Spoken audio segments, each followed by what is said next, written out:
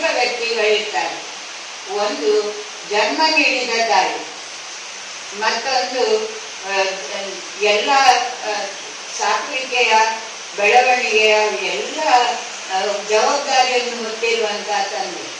ಈ ತಾಯಿ ತಂದೆ ತಮ್ಮ ಮಕ್ಕಳನ್ನು ಬಹಳ ಚೆನ್ನಾಗಿ ಸಾಕ್ತಾರೆ ಮತ್ತು ಒಳ್ಳೆಯ ಲಾಲನೆ ಪಾಲನೆಯೊಂದಿಗೆ ಅವರಿಗೆ ಬೇಕಾಗುವ ಎಲ್ಲ ಒಳ್ಳೆಯ ವಸ್ತುಗಳನ್ನು ಕೂಡ ಒದಗಿಸಿಕೊಡ್ತಾರೆ. ಆದರೆ ಅವರಿಂದ ಒಂದು ವಸ್ತು ಕೊಡಲಿಕ್ಕೆ ಸಾಧ್ಯ ಇಲ್ಲ.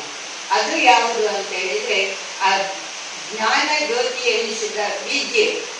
ಅದನ್ನು ಕೊಡಬೇಕಾದ್ರೆ ಅದು ಶಿಕ್ಷಕರ ಮುಖಾಂತರವೇ ಮಗುವಿಗೆ ದೊರೆಯಬೇಕು. ಎಷ್ಟೋ ₹1000 ಖರ್ಚು ಮಾಡಿ ಮನೆಯೊಳಗೆ ಅಧ್ಯಾಪಕರನ್ನು ತಂದಿಟ್ಟುಕೊಂಡು ಮಕ್ಕಳಿಗೆ ವಿದ್ಯೆ ಕೊಡುವಂತ ನಿಜವಾಗಿ ಸಾಮರ್ಥ್ಯ ಇರುವಂತ ಹೆತ್ತವರಿರ್ತಾರೆ.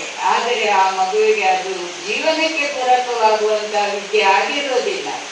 ಅದು ಏನೇ ಇದ್ದರೂ ಆ ಎಳವೆಯಲ್ಲಿ ಶಿಕ್ಷಕರ ಮುಖಾಂತರವೇ ಆ ಮಗುವಿಗೆ ಅದು ಕಲಿಸಬೇಕಾಗ್ತದೆ. ಆಗ ಮಾತ್ರ ಅದು ಜ್ಞಾನ ಜ್ಯೋತಿಯಾಗಿ ಆ ವಿದ್ಯೆ ಅದರ ಜೀವಮಾನದುದ್ದಕ್ಕೂ ಅದು ಒಡನಾಡಿಯಾಗಿ ಬರ್ತದೆ. ಸ್ವಾವಲಂಬಿಗಳಾಗಿ ಇರ್ತಿದ್ರೆ ಆ ಬ್ರಿಟಿಷರ ಇನ್ಯಾರು ಬಂದವರೆಲ್ಲ ನಮ್ಮನ್ನು ದಾಸ್ಯರನ್ನಾಗಿ ಮಾಡಲಿಕ್ಕೆ ಅವರಿಗೆ ಸಾಧ್ಯ ಆಗ್ತಿರ್ಲಿಲ್ಲ.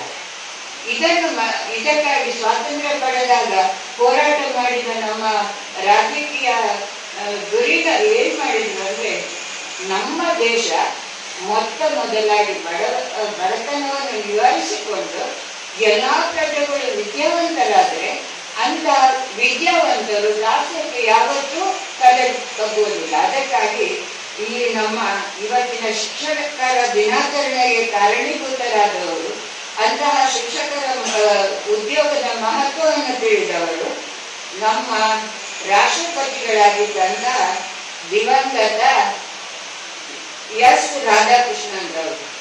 ಇವರೊಬ್ಬರು ಮಹಾನ್ ಭಾರತೀಯ ತತ್ವಜ್ಞಾನದ ವಿದ್ವಾಂಸರು, ಅಧ್ಯಾಪಕರೂ ಆಗಿದ್ದರು. ಅವರ ಆ ಯೋಗ್ಯತೆಯನ್ನು ಅರಿತುಕೊಂಡು ಸ್ವತಂತ್ರ ಭಾರತದಲ್ಲಿ ಅವರನ್ನು ರಾಷ್ಟ್ರಪತಿಗಳನ್ನಾಗಿ ಮಾಡಿದರು. ಆ ರಾಷ್ಟ್ರಪತಿಗಳನ್ನಾಗಿ ಮಾಡಿದ ದಿನಗಳಲ್ಲಿ ಅವರ ಜನ್ಮದಿನವನ್ನು ಆಚರಿಸುವಾಗ ಅವರು ಹೇಳಿಕೊಂಡ್ರೆ, ಅಷ್ಟು ಉತ್ತಮವಾದ ಹುದ್ದೆಯಲ್ಲಿ ಅವರು ಇದ್ದರೂ ಕೂಡ ಅವರು ಹೇಳಿಕೊಂಡ್ರೆ, ನನ್ನ ಹೆಸರು ಹೇಳಿ ಜನ್ಮದಿನಾಚರಣೆ ಮಾಡುವುದಲ್ಲ, ನಾನು ಕಂಡುಕೊಂಡಂತ ಆ ದೊಡ್ಡ ಉದ್ಯೋಗ ಅಂದ್ರೆ, ಗೌರವಾನ್ವಿತ ಉದ್ಯೋಗ ಅಂದ್ರೆ, ಎಲ್ಲರೂ ಜ್ಞಾನವನ್ನು ಪಡೆಯುವಂತ ಉದ್ಯೋಗ ಅಂದ್ರೆ ಅದು ವಿದ್ಯೆ. ಆ ವಿದ್ಯೆಯು ಶಿಕ್ಷಕರ ಮುಖಾಂತರವೇ ಒಬ್ಬ ಮೊದಲು ವಿದ್ಯಾರ್ಥಿಗೆ, ಆ ನಂತರ ಅವನ ವ್ಯಕ್ತಿ ಆಗ್ತಾನೆ. ಅಂತ ವ್ಯಕ್ತಿತ್ವವನ್ನು ರೂಪಿಸುವಂತ ಶಿಕ್ಷಕರಿಗೆ ಆ ಗೌರವ ಸಲ್ಲಬೇಕು. ಅದರಿಂದ ಶಿಕ್ಷಕರು ಒಂದು ಸಂದೇಶವನ್ನು ಪಡಿಬೇಕು. ಏನಂದ್ರೆ ನೋಡಿ, ಈಗ ರಾಷ್ಟ್ರ ಮಟ್ಟದಲ್ಲಿ ಶಿಕ್ಷಕರಿಗೆ ಸನ್ಮಾನ ಆಗ್ತಾ ಇರ್ತದೆ, ಉತ್ತಮ ಶಿಕ್ಷಕ ಅಂತ. ಹಾಗೆ